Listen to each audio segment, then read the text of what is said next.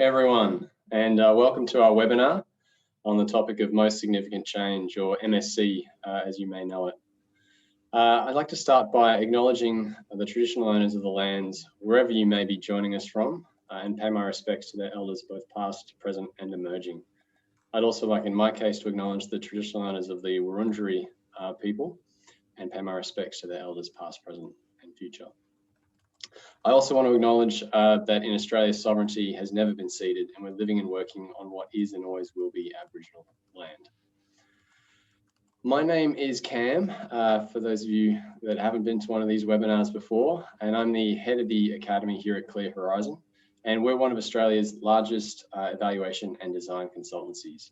We're based here in Melbourne. We're both, Jess, Lauren and myself are located currently. But we work right across Australia and Asia Pacific as well. And here at the Academy, as you can see the logo behind me, we're all about taking the knowledge and skills and experience of our consultants and translating that into great courses that you can come and get involved in. We deliver courses on a range of topics, all related to measurement and evaluation in some way. So our flagship program is MEL, Measurement, Evaluation and Learning, and we're actually in the process of delivering that at the moment. We also run courses on data visualization and reporting, evaluating systems change and place-based approaches, as well as the topic of this webinar, most significant change.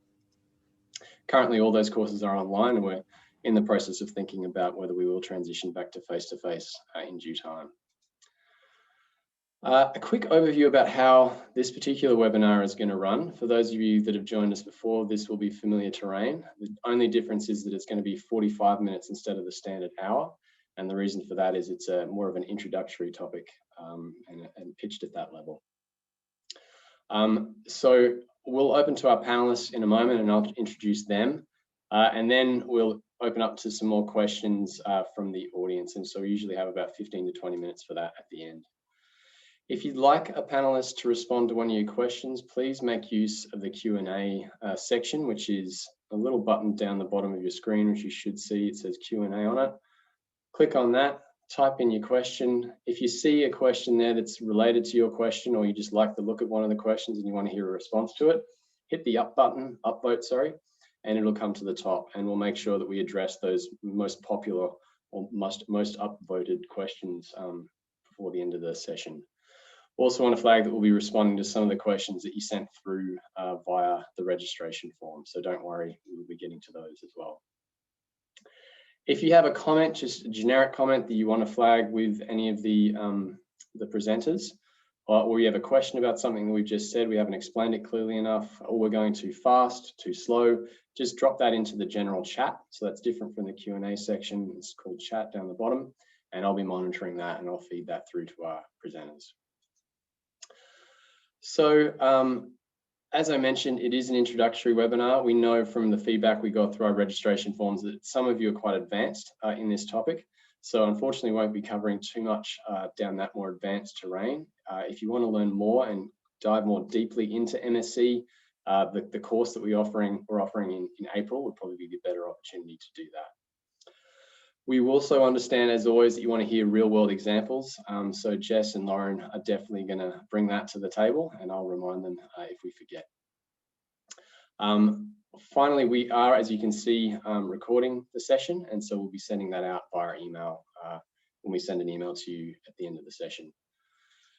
It's now my great pleasure to introduce our panelists. Joining me today, we have Lauren Siegmann, and we also have Jess Dart.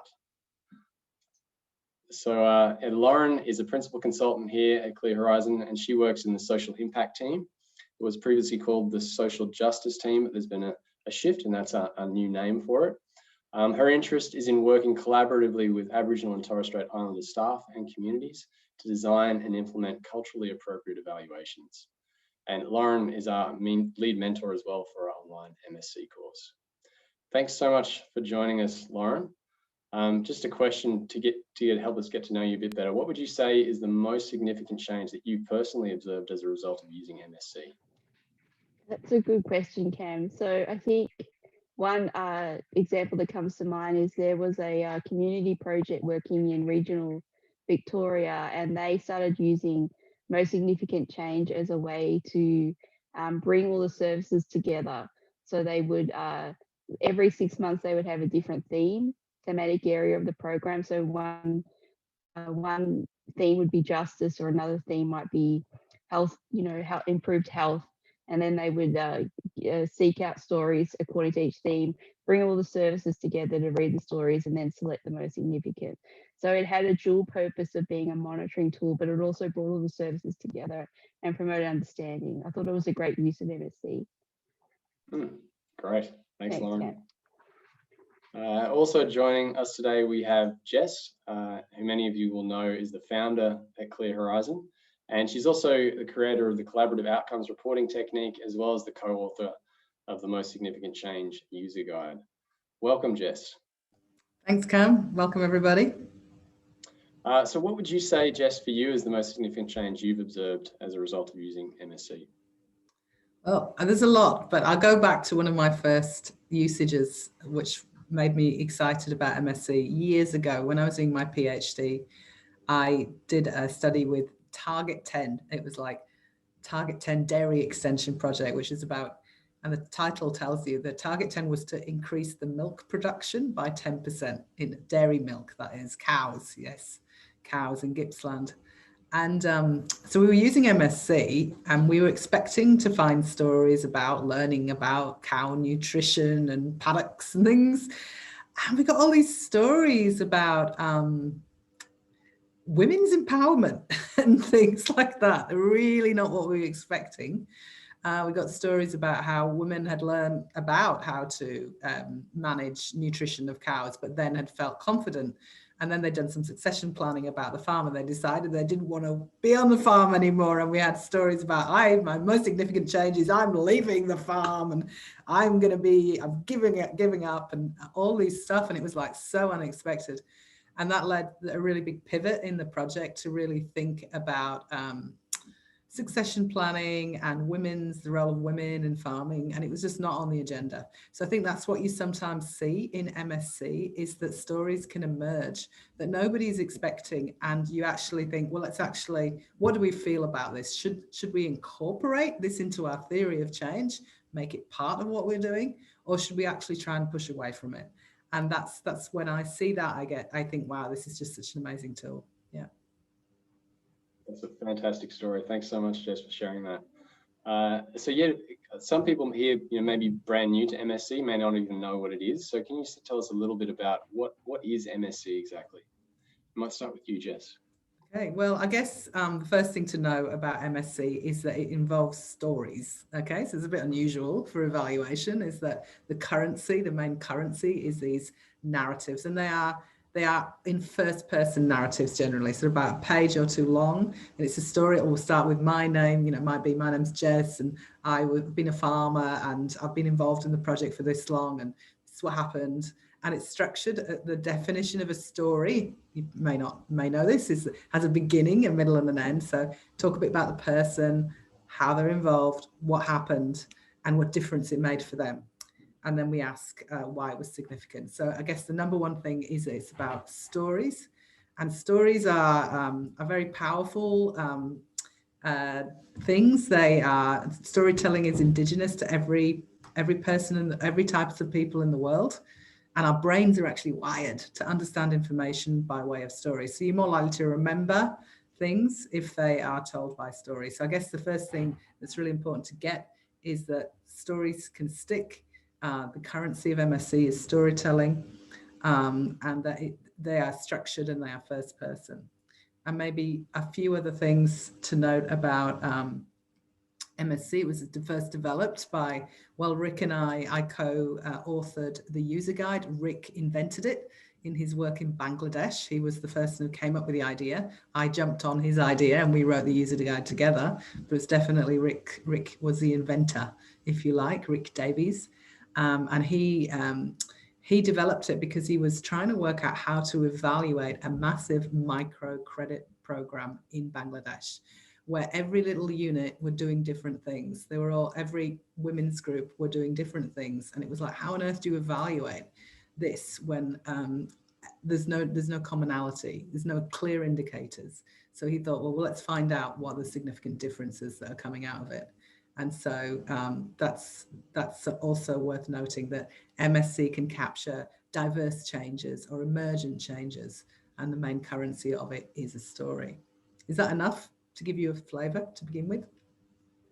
Definitely. Thanks so much, Jess. So that brings us kind of naturally to what MSC isn't. So how is it different, for example, from, say, a case study, evaluative inquiry, appreciative inquiry? What are the differences? Who are you asking? I think it looks like Jess may go with you. It looks like Lauren has turned the video off. Okay. So I'll start with case study. So people say, oh, isn't it just a case study? Well, I guess there is, in a sense, a case study methodology, but it's very different than most case studies for two real reasons.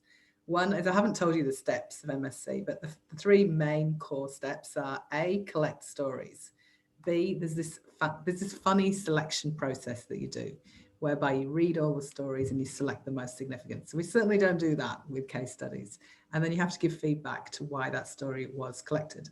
So MSC is an organizational learning tool. So case studies are not that. So it's while it does produce things that look like case studies, it's got a whole methodology that's not specific, not a case study methodology. It's got its own approach, its own rules, its own steps that go beyond case studies. Yeah, I guess also that case studies can be collected, no matter who. Case studies are decided upon by the researchers often, like we're going to do a case study on this, whereas in MSC, it's like there are panels of people who decide what are the significant stories and which ones will be elevated up. So it's done through a participatory process. So there's some key differences between a case study and MSC. Where were the other ones? What's the difference between an interview and MSC? Well, MSC, when you collect a story, you may use an interview technique. You may use a semi-structured interview technique. That is a few prompts.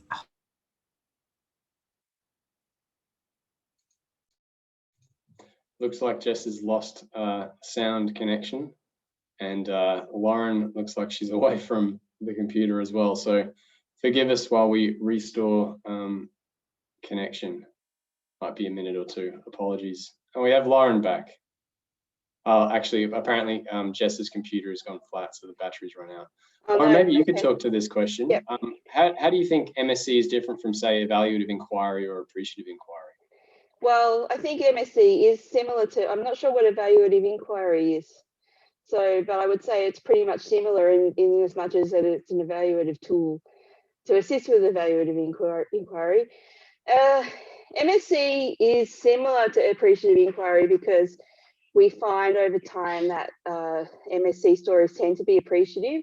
So when we talk about appreciative inquiry, well, that is a method of evaluation that focuses on understanding the best of a program, with the understanding that if you understand the best of the program, you can do more of the best. So it's a tool for looking at what's working. So it's this, when you gather stories from people, they tend to be stories about what's working. So MSC has a lot in common with appreciative inquiry because it tends to focus on the positives of the program.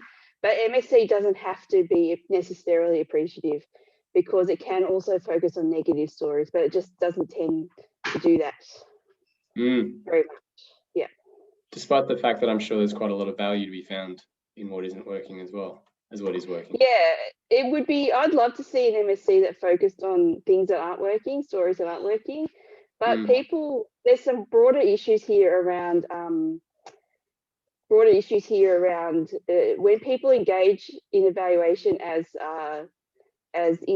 participants, people tend to only want to participate in the evaluation if they've had a good story to tell about a program, and then they want to share it, and they tend not to participate in evaluation when they've got a negative story to tell. So there's some selection bias there. There is selection bias is a huge issue in evaluation. Yeah. So thereby rendering most evaluations appreciative. I feel like that's a whole segue we could go down, but yeah, we keep could. it at an introductory level. Maybe we'll move on to the next question. Jess touched briefly on the selection process. I'd love to hear you expand a bit on that, Lauren. What does that look like? How does it go? Well, practically what it means, selection process is like the most significant part of most significant change. And so what it involves is gathering stories of change. So you might have like 10 to 15 stories from various evaluation stakeholders. And then you, I've got a dog that is going to town on something. Just let me grab it out of his paws. Hey, no. Having technical and animal related issues on this webinar. Apologies, everyone. All right, the dog has been contained for now.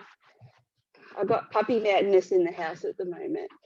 Okay, apologies for that. So you would bring about 10 to 15 stories, and then the selection process would be a group of people that you select for various reasons to come together to read the stories.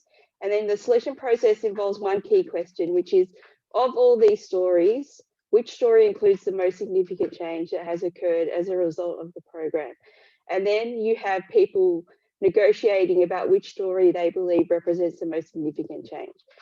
One thing that people get hung up on a lot is the idea that the actual question is the thing that's important. So we're not actually, the actual question isn't the data gathering element. It's the debate about the question that is the data gathering element, because you're collecting information about what people value about most significant change through having the dialogue about what they think is most important.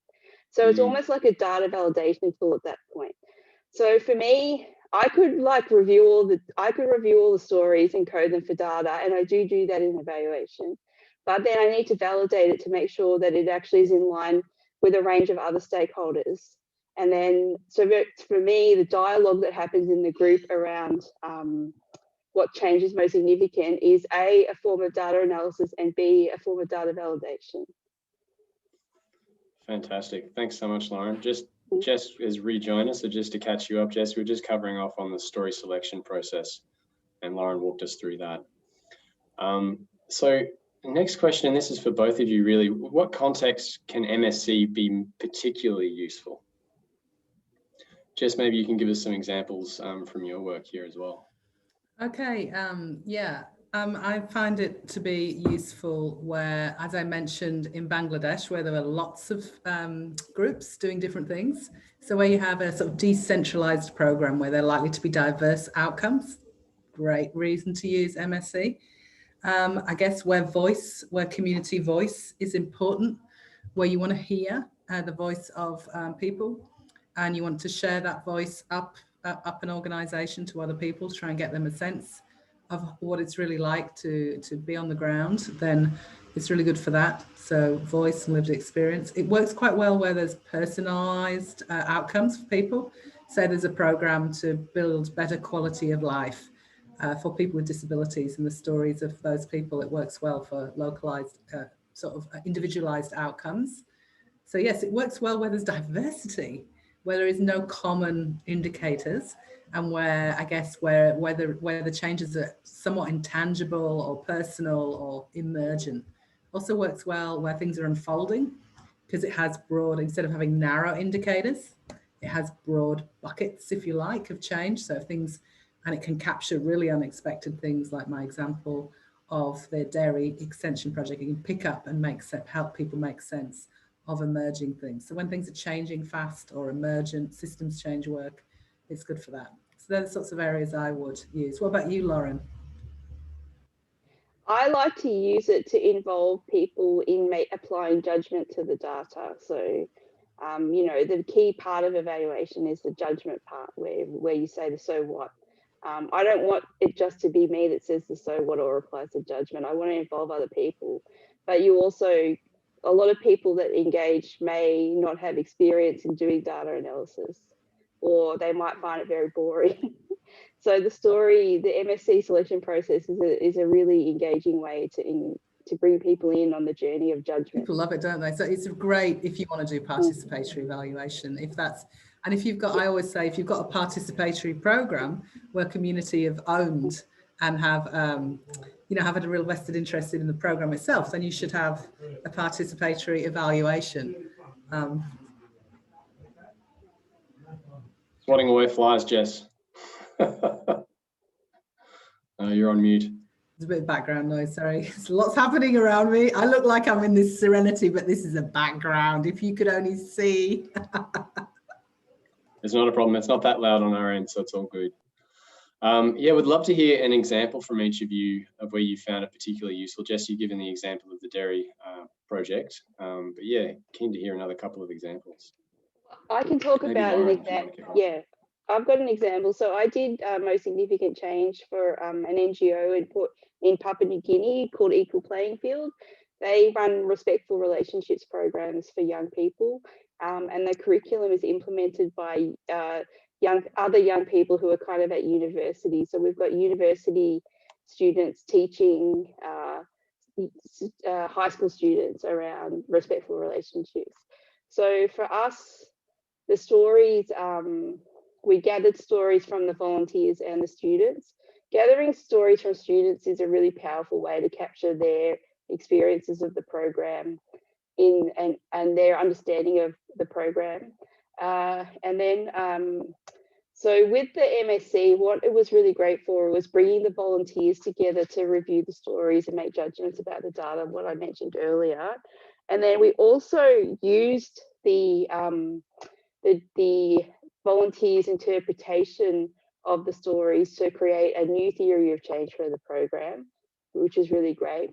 At the same time, I was having a bit of a fight with an Australian NGO because they had written a survey for the program that they said was perfect, and I didn't agree with them on that.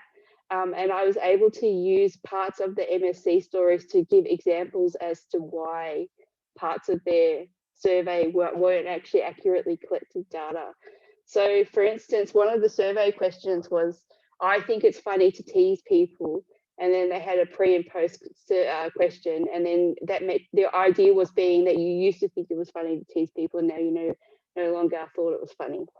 And then with this, one of the stories had this wonderful paragraph where this young girl said, I didn't even realize that what I was doing was teasing or bullying other people, and now I've been through this course, now I realize I've been teasing. So the survey question wasn't sensitive enough to pick up that kind of nuance. So then Right. using the MSC stories, I was able to advocate for changes in the survey. Fantastic. That's a great story. Thanks so much, Lauren. No worries. Yeah, Jess, how about you? Yeah, I was just thinking of a sort of classic example of using MSC. I was quite a while ago, I was involved in, I was a sort of evaluator attached to a program called Creatively Connecting Communities. And it was in Wonthaggi, also in Gippsland. I'm having a Gippsland moment today. And it was a fantastic community-driven project. So like Lauren says, MSC works really well when it's already a participatory program. So this was set up by a community planning group, and they did all this engagement with the community to decide out where they wanted to do work. And they set up 4 projects, 4 action research projects. And then we used MSC all the way through as part of the M&E system to find out how the projects were landing with people in the communities. And I just remember some of the stories were so powerful. And I guess it was because the project was trying to do intangible things. It was trying to connect the young people with the older farmers in the hinterland. It was trying to create a connection. There was, I think some of the older people were a bit frightened of the young people, and the young people didn't get the farmers, and they wanted to create a sense of community. So in this program, the young people, was a lot of musos, they went and interviewed the farmers and then created a play about the farmer's life, and it was music and play. And then the farmers came down and they watched the play in the pub, and it was just incredible. And they told this story about it and how people cried and how the connection, the sense of what was really happening was quite intangible, but it was very powerfully told in the story. So while we did have other types of data collection, how many people had attended, what had been learned, it was very hard to capture the real impact of what was going on in community strengthening. Such an intangible concept, isn't it? But it was laid out beautifully in these stories. And they became very powerful demonstration of the impact of the project. And so that's an example of where it can really powerfully, like Lauren says, really powerfully describe impact on individuals. Yeah. Fantastic. And it sounds like possibly, I'm not sure if I'm hearing this correctly, but the actual process can be transformational in itself for the people involved.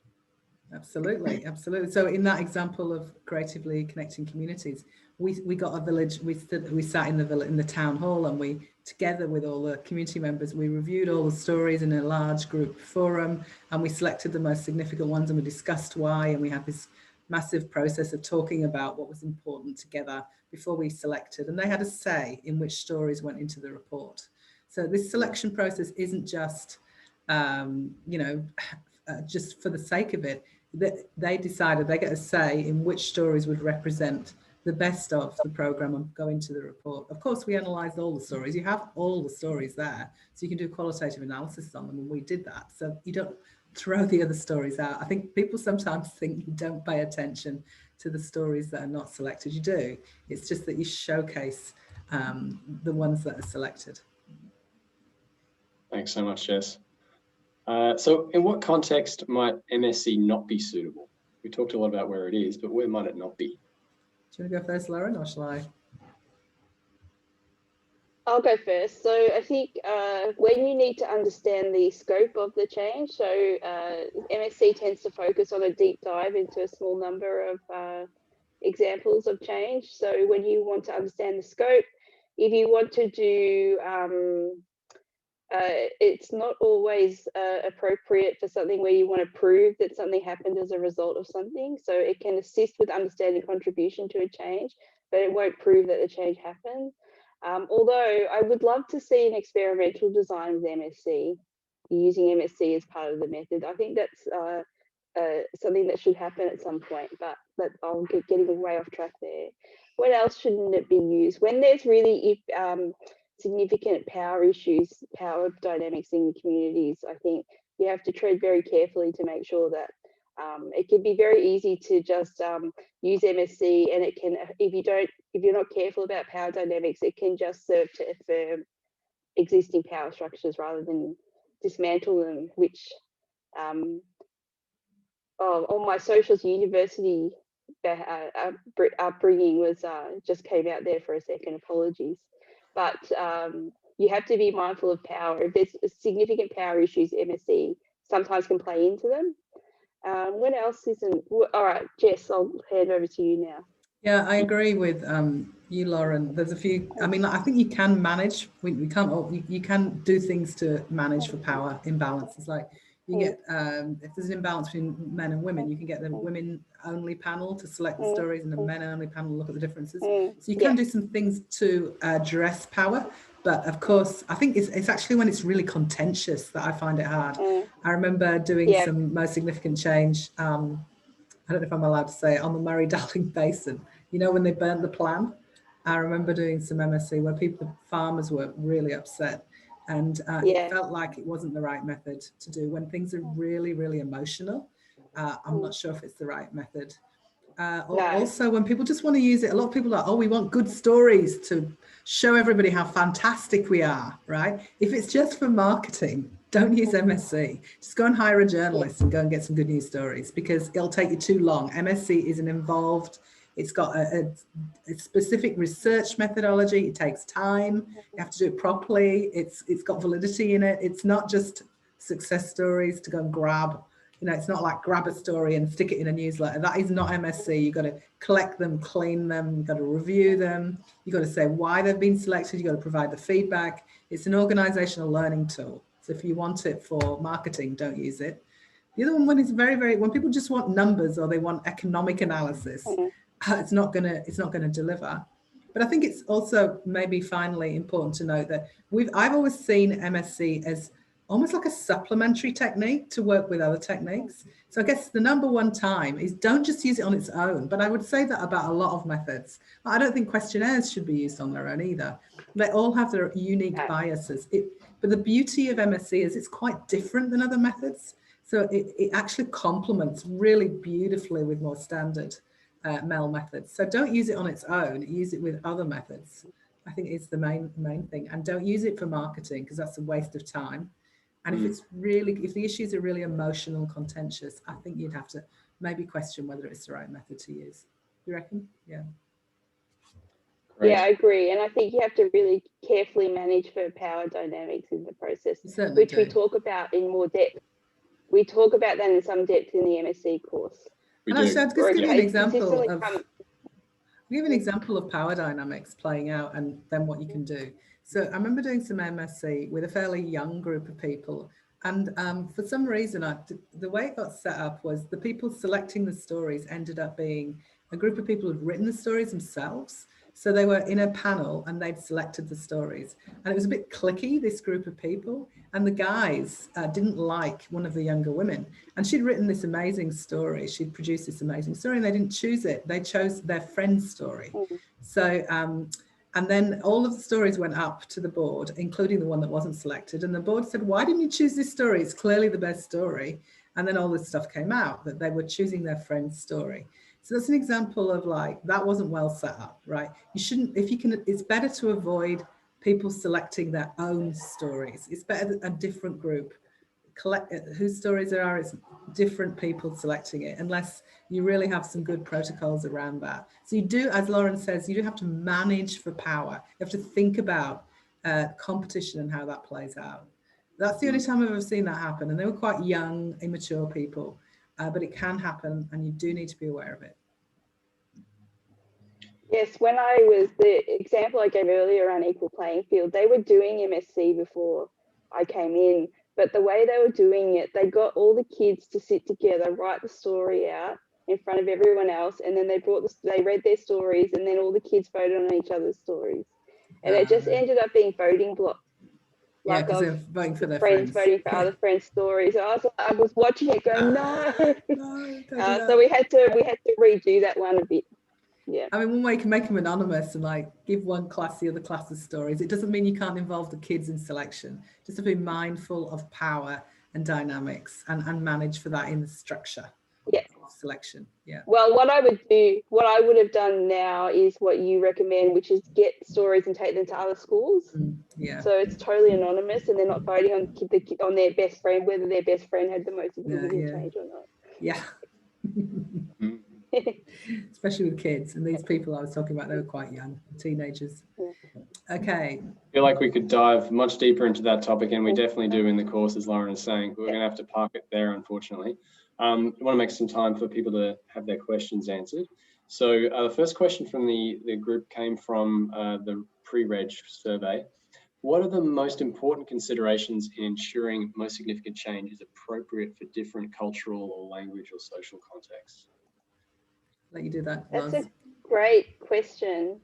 I think that, well, for instance, if I was going to do MSc working with a Aboriginal or Torres Strait Islander community, I might like to have it be led. I would, well, like anything with evaluation, I would probably like it to be led by an Aboriginal or Torres Strait Islander person, and then my role would be purely technical support to provide the information about the technical aspects. So you have to be very wary about trying to be the lead implementer of an MSc process in a culture that's different from yours, because there's so much in dynamics and power structures going on that you're completely oblivious to, and you don't even know that you don't know it. So you definitely need to be at least co-leading it with someone in that from that cultural background who is not completely oblivious to the issues. In regards to language, I've seen methods where people translate stories in and out of language to facilitate an MSc process. I don't know if I would recommend that as a process. I think you need to stick into one language and not do translation of stories. Yeah, I agree. And then always maybe, better. Yeah, always better and to do it in an original language. Yeah, and then what you might do is translate the judgments. So the judgments can be translated so that, and then, but the rest of the process is like, is managed in one language. In social context, it depends on the social context, but again, it comes down to that cultural thing around, you know, that if you're not in your own context, I am shocked at how I continue to be completely oblivious to anything going on that isn't what I'm culturally attuned to. So you have to really go in understanding that there's so much that you don't know, and be willing to become allies to people who want to implement this in their own communities or their own social context. And then your role is assisting that person rather than being the lead yourself. Yeah. And I would add that the bit that's most contentious is selection. So I have been in First Nations context where people have said all the stories are important, we're not going to do selection, and we're not going to choose. And so that might be what you face. But I mean, I remember once thinking that was the end of the road and we wouldn't do selection. But in the end, one group I worked with, which I thought was a really interesting innovation, they sort of twisted it all around and they said, actually, we're not selecting a story. We actually can do the opposite. We're going to decide which stories we want to keep and not share and which ones we're happy to give away. Because the ones that were going to be selected were going to go public, were going to be published in a report. And so they then liked that framing. It was like, we get control over which stories are going to leave the community and we get control over which stories are going to stay. And in that particular instance, that was something that worked for them. I'm not saying it will work for every community, but there are ways to work with differences around selection. It's kind of continuing that on then, in terms of innovations or changes to the standard approach. What new innovations have you seen? I think particularly thinking of the last year where there's been, COVID responses, new technologies emerging, working from home. Yeah, what innovations have you observed? Shall I start? Well, I mean, the first thing is that you can, voice to text. Isn't it fantastic? You can record a story in an iPhone and then just translate it straight to text. So that opens up opportunities that were never there before. So there's some technology, so you can sort of use your smartphones to record. And of course, people are using videos now. When MSC it's 20 years old, this method now. No, not quite, nearly 20 years old. Isn't that amazing? Next year, it'll be 20 years old. So when we first created the methodology, and Rick and I wrote that user guide, we didn't have any sense, that it'd be so easy to take video. And so the use of this video and text to voice translation becoming much more common, so that things can be loaded up directly onto websites and various things. So I guess there's a way we collect stories has got easier. That's the technical side of it. In other innovations, I guess people are using MSC increasingly for futuring. And I guess we're all interested about the future at the moment, aren't we, given how much is changing, and to try to create scenarios and things like that. So Rick has been doing some work with using a sort of a story-based approach for futuring, which is called PAR Evo. So there's interest in that. I mean, I think that MSC, since the user guide came out, I've seen it mentioned in so many other guides, like value from social return on investment. It says MSC is a really good companion to this. You look at things like even when people are talking about using rigorous randomized control trials, and they say, and it's really good to use MSC as well. I think what's happened is people are really beginning to see the power of MSC as a complementary methodology, even with really, really robust methodologies, because you still can miss the unexpected outcomes and you can miss the user voice and you can miss the opportunity to understand, like Loz said, what did that survey really mean? What did that entry really mean? So I think it's evolved in how you'd be amazed at where MSC is used. It's used all over the place. So I'd say there's technical, it's used for futuring now, and it's also used as a really sort of sophisticated complementary piece. Yeah, to check that your theory, it actually can hold your theory of change to account. How about this? We have this theory of change and we go, we do this, and it's just like we've got blinkers on. Have we done this? Have we done that?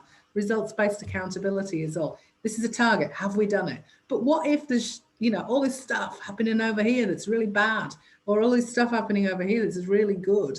Do we not need to pay attention to that? So I think, in this time, it offers a really important complementary feature to other methodologies that people are getting excited about. Well, I'm getting excited about it anyway. Fantastic. Thanks so much, Jess. So can you give maybe an example of how MSC has been embedded into an organization's MEL system?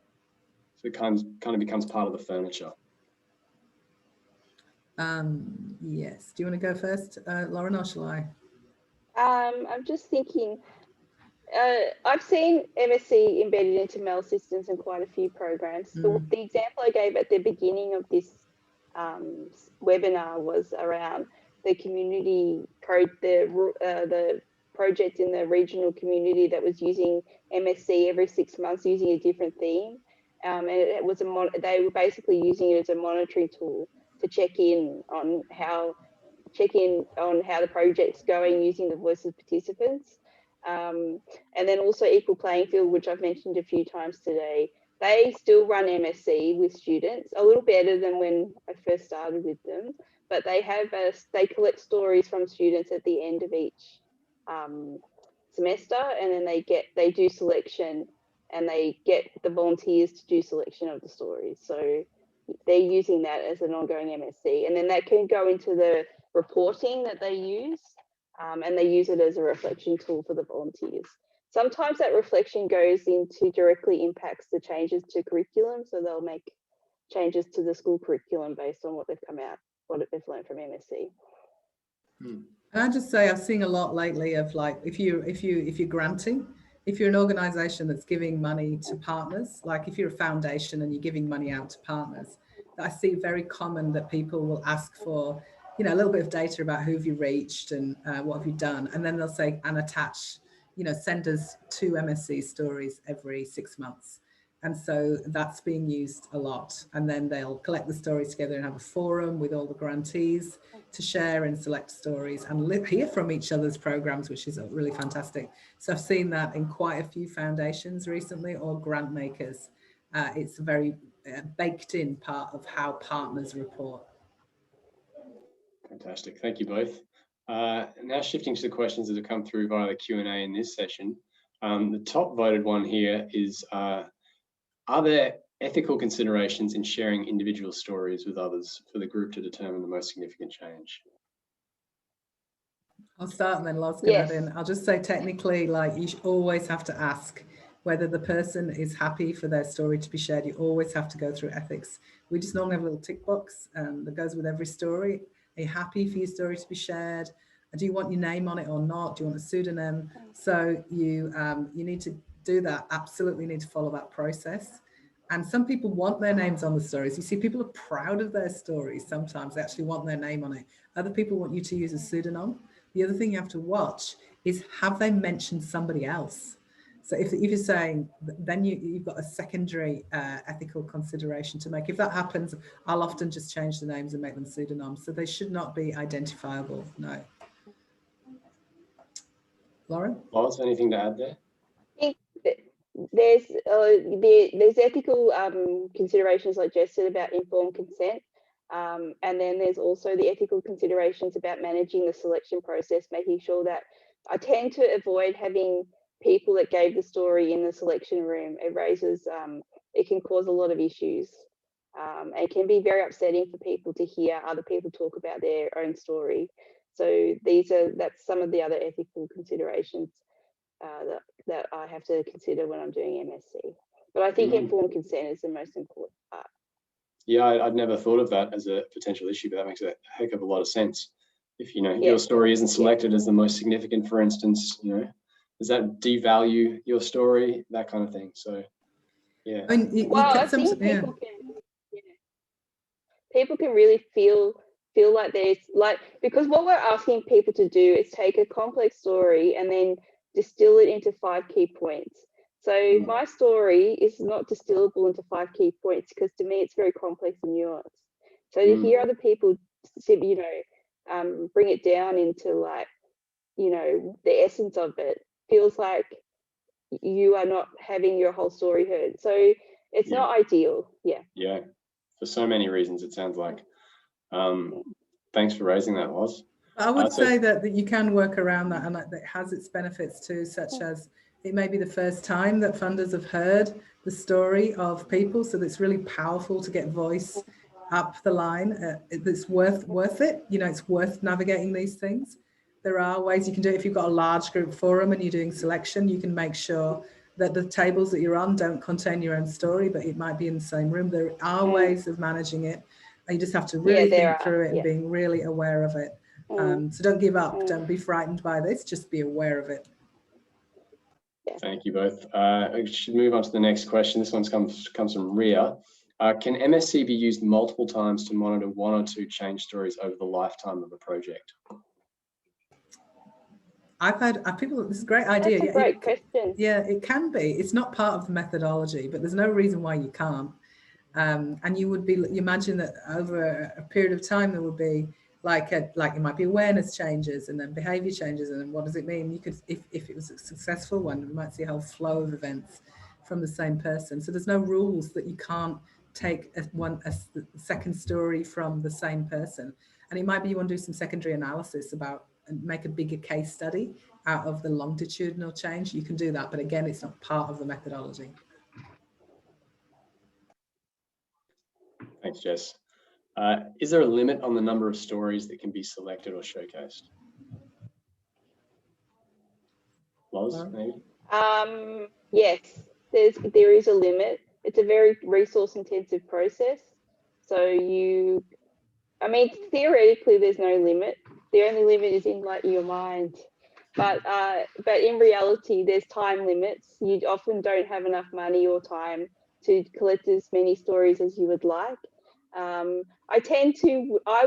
Anytime with qualitative inquiry, after 20 stories, if you're understanding that qualitative inquiry is about understanding depth versus scope, then after 20 stories, you start to hear the similar themes coming up every time. So I don't need to hear more than 20 stories. Also, if you are the one interviewing, you get interviewer fatigue very quickly on one project. So you have to manage for that. And the other thing is when you do story selection, I would never have more than 10 stories in story selection because it's just too much data for people to process in one go. You can divide it up, can't you? You can have a room of 100 people and give each table 10 different stories, and so all the stories are analysed. But for one group in one sitting, it's about 10. Yeah, that would be the limit. Yeah, but as Jess said, there's ways that for scope, for when you get into larger groups, you can manage things. But for each group, they need to have a limit. You get fatigued very quickly. It's surprising. Definitely. That's I think we've got time for probably one question, a very brief response.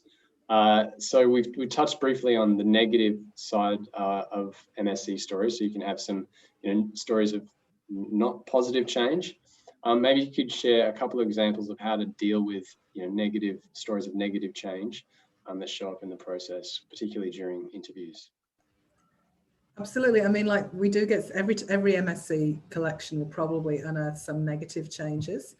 You can have a domain for it. So you can have a domain of like lessons learned stories was what we used to call them. And we put them all together and then we'd look at all of those stories together as a group and then like talk about what we've learned from it and what we need to do. And so this is where the domains come in, like, not like buckets, like you might have 4 buckets, like changes in for young people, change for older people, and then you might have one about lessons learned. So it's definitely part of the methodology to look at stories that have negative changes. And there's also a sort of sister methodology called most significant learning, which it can bleed into, which we have a different methodology for, we can share with you, which is more specifically about pulling out learnings rather than change. But yeah, it should be able to cope with negative changes.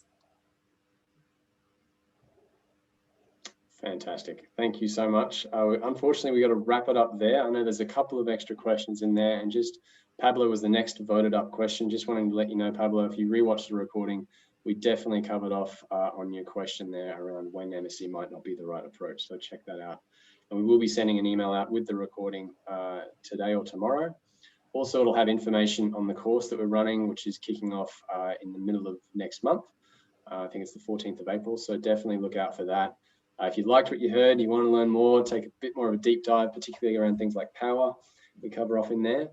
It's a great course. It's only 4 weeks long, but it'll give you all you need to do to implement MSC in your organization. So thank you so much again for your time, Jess and Lauren, and thank you all to our participants. We will definitely, hopefully see you both again in a webinar down the road, and hopefully see our participants there as well. Thanks a lot, and have a great day.